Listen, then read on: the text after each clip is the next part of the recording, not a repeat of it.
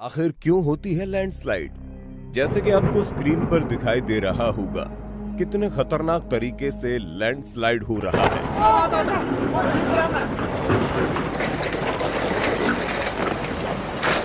दोस्तों, जब बारिश का मौसम आता है तो कई लोगों के लिए खुशियों की बूंदें लेकर आता है, तो कुछ के लिए दुखों का तूफान बन जाता है। जहां एक तरफ लोग बारिश के होने से खुश हो जाते हैं, तो वहीं इसी बारिश की वजह से जिन जगहों पर लैंडस्लाइड होती है वहां लोगों को तबाही का सामना करना पड़ता है।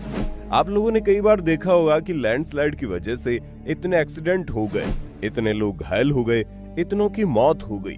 लेकिन क्या कभी आपने सोचने की कोशिश की है कि आखिर ये लैंडस्लाइड होती क्यों है, इसके पीछे का क्या कारण है? अगर नहीं तो मेरे यानी अपने दोस्त विशाल प्रजापति के साथ वीडियो के अंत तक बने रहिए। लेकिन हाँ, वीडियो शुरू करने से पहले एक छोटी सी रिक्वेस्ट है। वीडियो के नीचे रेड कलर का सब्सक्राइब बटन दिख रहा होगा, उस पर क्लिक करके सब्सक्राइब कर लें और साइड में बेल आइकॉन भी दिख रहा होगा, उस पर भी क्लिक कर लें ताकि आपको वीडियो मिले सबसे पहले। दोस्तों, साधारण भाषा में कहा जाए तो लैंडस्लाइड का मतलब है किसी ढलान से जमीन खिसक कर नीचे वाली जगह पर आ जाए, और ये चीज अक्सर बारिश के मौसम में देखने को मिलती है, ज्यादातर उन जगहों पर जहां ढलान वाली जमीन मौजूद हो। पहाड़ी इलाकों में पानी के भारी मात्रा में चलने के कारण ढलान नीचे की तरफ खिसक जाती है। अब अगर देखा जाए तो ये उन पहाड़ियों में नहीं होता जहां के पहाड़ मजबूत होते हैं, बल्कि ये अक्सर वहां देखने को मिलता है जहां का जियोग्राफिकल एरिया उतना ज्यादा बेहतर नहीं होता, क्योंकि इस तरह के इलाकों में जमीन के अंदर मौजूद मिट्टी इतनी ज्यादा मजबूत नहीं होती और वो ज्यादा समय तक ढलान वाले ऊंचे इलाकों को थाम कर नहीं रख पाती।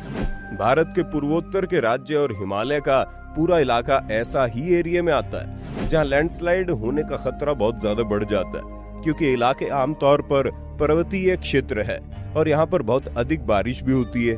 उसके अलावा ये क्षेत्र ज्यादातर भूकंप से प्रभावित भी है, इसीलिए यहाँ के इकोसिस्टम में मौजूद मिट्टी इतनी ज्यादा अच्छी नहीं हो पाती ये बारिश के बहाव को रोक सके। इसके अलावा अगर हम हिमालय की बात करें तो हाइड्रो पावर प्रोजेक्ट और सुरंगों के साथ साथ सड़कों के निर्माण के लिए तेज विस्फोट और ड्रिलिंग वगैरह से पैदा होने वाली वाइब्रेशन इन पहाड़ों की ऊपरी सतह और पत्थरों को हिला देती है, जिसकी वजह से भारत के कई सारे पर्वतीय तथा पठारी इलाके जो बहुत ही ज्यादा पुराने हैं अब धीरे धीरे घटते जा रहे हैं, जिसकी वजह से भूस्खलन के नजरिए से काफी ज्यादा संवेदनशील यानी सेंसिटिव होते जा रहे हैं, जिसकी वजह से जरा सी तेज बारिश या फिर भूकंप काफी भयानक नुकसान पहुंचा सकते हैं। अब दोस्तों, आप खुद ही सोचिए, जब पहाड़ों पर ज्यादा शहर बनेंगे तो उसकी मिट्टी की फिल्ट्रेशन क्षमता कम हो जाएगी।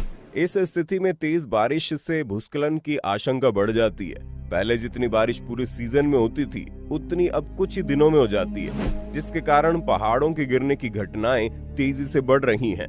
इतना ही नहीं दोस्तों, ग्लेशियर के पिघलने से जो बर्फ, मिट्टी, पत्थर और कीचड़ आता है वो पहाड़ों और घाटियों की मिट्टी के ऊपरी सतह पर इकट्ठा हो जाता है, जिसके दबाव से पहाड़ों की मिट्टी कमजोर हो जाती है। फिर धीरे धीरे यही खिसक कर लैंडस्लाइड का रूप ले लेती है।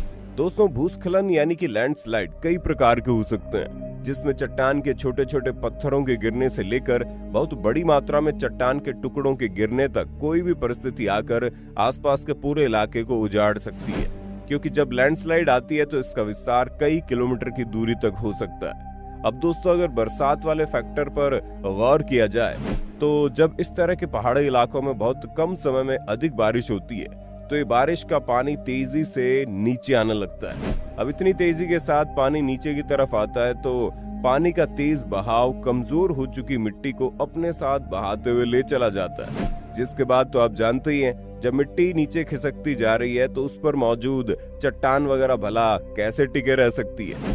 इसी वजह से लैंडस्लाइड विकराल रूप ले लेती है। कई बार ये लैंडस्लाइड कम मात्रा में होता है तो कई बार ये इतना भयंकर होता है कि पूरा का पूरा पहाड़ ही खिसक कर नीचे आ जाता है। दोस्तों, लैंडस्लाइड, भूकंप और बाढ़ ये सारी प्राकृतिक आपदाएं हैं जिन पर काबू पाना कोई बच्चों का खेल नहीं है, परंतु इसका ये मतलब नहीं है कि हम इंसान कुछ कर ही नहीं सकते।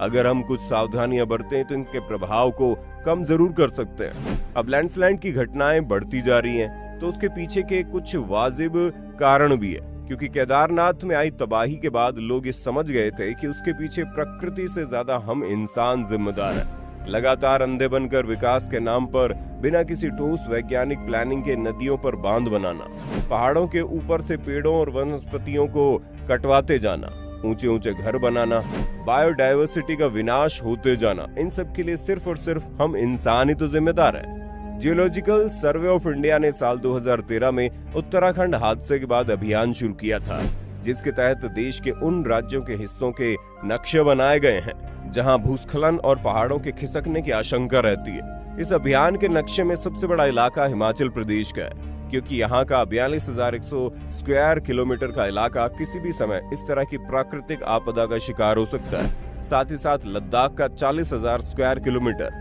उत्तराखंड का 39,000 किलोमीटर का इलाका भी इसी क्षेत्र में शामिल है। ऊपर से जम्मू और कश्मीर का 28,700 स्क्वायर किलोमीटर का एरिया भी खतरे के निशान में आता है। इस सूची में कई और राज्य भी है, लेकिन इन सभी राज्यों का इलाका सबसे ज्यादा खतरे में है।